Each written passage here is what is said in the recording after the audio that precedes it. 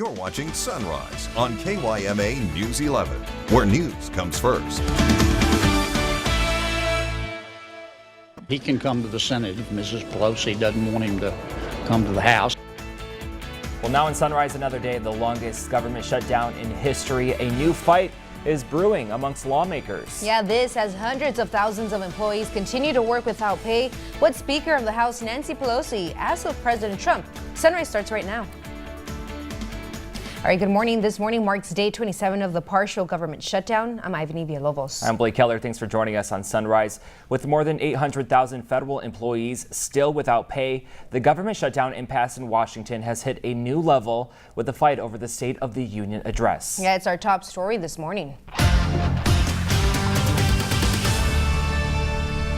Well, Speaker of the House Nancy Pelosi has asked President Trump to deliver his State of the Union address at a later time. Now, in a letter dated Wednesday, Pelosi asked the president to move the day of the State of the Union to after the government has reopened, or else deliver it in writing. She cited security concerns from the ongoing government shutdown. About 25% of the federal government has been closed since December 22nd, the longest shutdown in U.S. history. Almost every president since 1913 has delivered that address in person. It requires hundreds of people working on the logistics and the security of it. Most of those people are either furloughed or victims of the shutdown, the president's shutdown. Well, Republicans promise that the speech will go on. It's due time. These families are struggling. It's hurting our communities. They're having a hard time paying their bills and putting food on the table. And it's about time that government does something about it. Now in Sacramento, federal employees are taking a stand. TSA workers at the airport, they're protested against the shutdown, obviously hurting by not receiving any pay. Meantime, the White House said workers impacted by the shutdown will be paid once the government reopens. President Donald Trump signed a bill Wednesday to provide back pay to those affected. The bill was sponsored by Democratic Senator Ben Cardin. Even in his support, Cardin argued it doesn't provide immediate relief for workers who've already gone without a paycheck, but he called its signing an important step.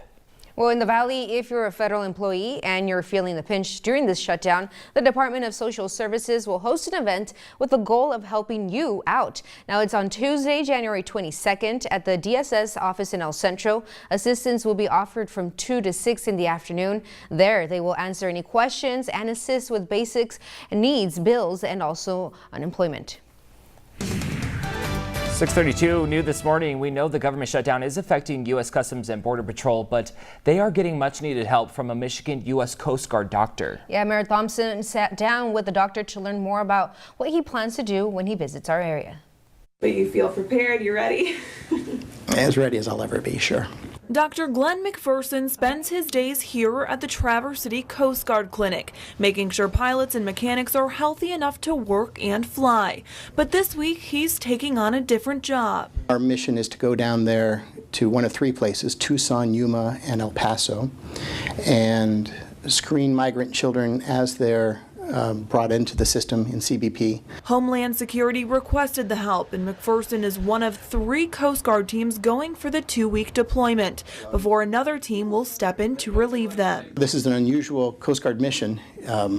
There aren't many Coasties in Arizona. Screenings include taking vitals and making sure the children are well, and if they're not, referring them to a local hospital for additional care. He says they could screen up to 100 children a day. I'm glad that we're going. I think it's the correct response to obviously a tragedy in the form of those 2, a 7-year-old and 8-year-old Guatemalan kids who died. This isn't McPherson's first mission helping with migrants. In 2016, he went on a cutter in the Florida Straits to screen Cuban migrants. But this is the first time only focusing on the children.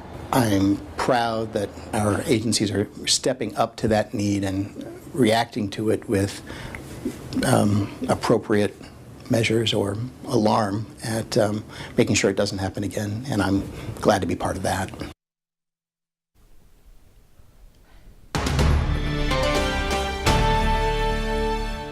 Well, classes will operate as normal today at Centennial Middle School after heavy smoke was found inside that building Wednesday. According to a Crane district official, Yuma Fire Department responded to the school around 1:30 Wednesday, a half hour after students were released from class.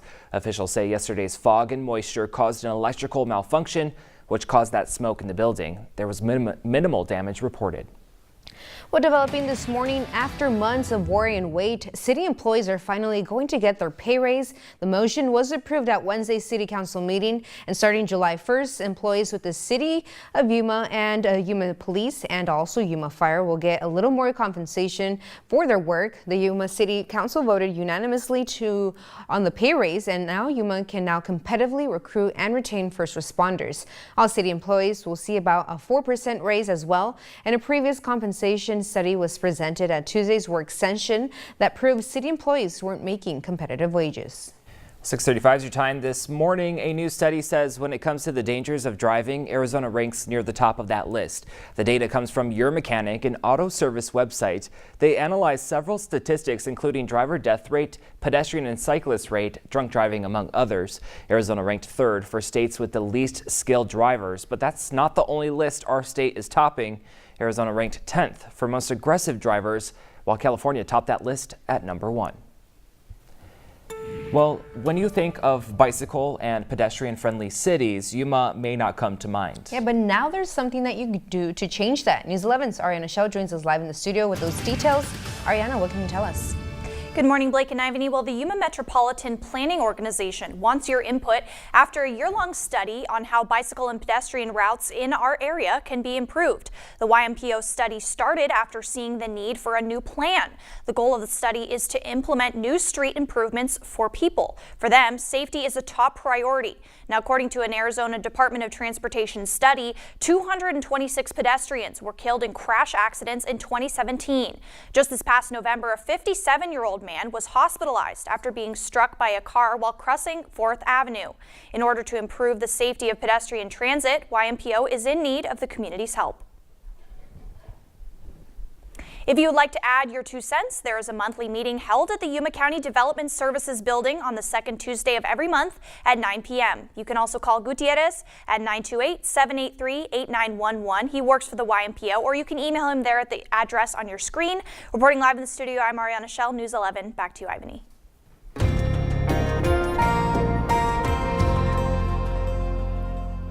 All right, Ariana, thank you for that story. Well, regionally, the state of Arizona is taking action in the Hacienda healthcare scandal, where a 29-year-old woman in a vegetative state gave birth. Now, the state is demanding all patients be tested for STDs and pregnancy, and they also want to hire a third-party management team to operate the facility. Now, this after the healthcare facility was found to be operating without a state license. Hacienda is Medicaid certified, so the state does do inspections on behalf of Medicare and Medicaid services. If the state pulls those clients, it could potentially put Hacienda out of business. Now, the state is also calling for increased security measures. Well, medical marijuana use in Arizona is increasing twice as fast as the number of people legally allowed to use it. New numbers released from the Department of Health Services shows Arizonans smoked, ate, or somehow consumed nearly 60 tons of marijuana in 2018. That's the equivalent of nearly 122,000 one-pound bags of Oreos. Compared to 2017, that's a 41% increase. Well, we're going to switch over to Sunrise Sports. 6:38 is your time. 1 day delay on 2 local prep soccer matches would pay dividends for one area program. That's right. It's Prep Soccer Edition. Yeah, News 11 Sports Director Rob Frown joins us for this round of Sunrise Sports. Rob, good morning. Nice tie, by the way. Looks cool. Oh, well, thank you very much. I kind of like this tie, too. And good morning, by the way, as everyone else. Hopefully you're having a good morning also. Prep Soccer hits prime time on Wednesday night after rain hit the desert Southwest. Both Kofa and Cebolla agreed to postpone their Tuesday night games and play them last night. Starting on the boys' side, Coach Brian Claudio and the Raiders would play host to Coach Jamie Nice-Wander and the Kings in what would wind up being a close matchup. Second half, Cebolla's Christian Suevis turns the pass into a long distant shot attempt, but Kofa keeper Juan Guzman secures the save. The Kings trying to mount a comeback. Nicholas Sullivan fights through a defender, but his shot hits the side of the net. Crimson and White keep pressing, though. Hector Quiroz Lopez starts a passing chain that gets to Jose Nuno Agundez but he didn't get a whole lot on this long distance shot. One of the easiest saves I think the keeper made on the night. Kovo pulled within one of the Raiders, but the Gold and Black would hold them off, getting the 2-1 victory. We now flip over the Kofa Cibola series to Pallet Field. Coach Santos Rangel and the Lady Kings playing host to Coach Andres Preciado and the Lady Raiders. Second half, Lady Raiders keeping the possession in the Lady King zone, and they would try to punch one in, but a Lady King defender showing great awareness, deflecting the would-be goal out of bounds. That's going to set up Ileana Neri. Her corner goes right into the mid of the keeper, and basically the keeper's going to get a little bit more work. This time, Viviana Medina skies it, trying to get it to her forward, but Asagueta says, "Oh, no, you didn't."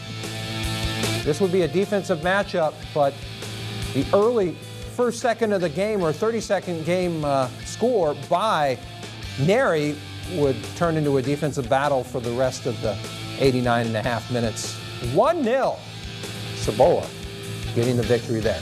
Last but certainly not least, in our latest and greatest episode of Small Town Smack Talk, we have the second part of our interview with AWC men's head soccer coach Kenny Dale, who brings us his continued insight on the game of soccer. That podcast now on our website, kyma.com.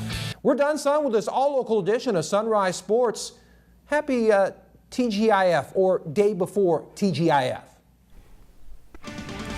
Yes, Rob, we like to call that Friday Junior. Thank you so much. Still ahead on Sunrise. Earlier, we learned a little bit more about what to expect from this year's Yuma Air Show. But if you have a business and want in on the action, we'll tell you how. Coming up. And also coming up on Sunrise, we'll get your weather forecast. Light winds for today, but we'll see a pickup ahead of the next couple of days. We'll tell you exactly when, right after the break.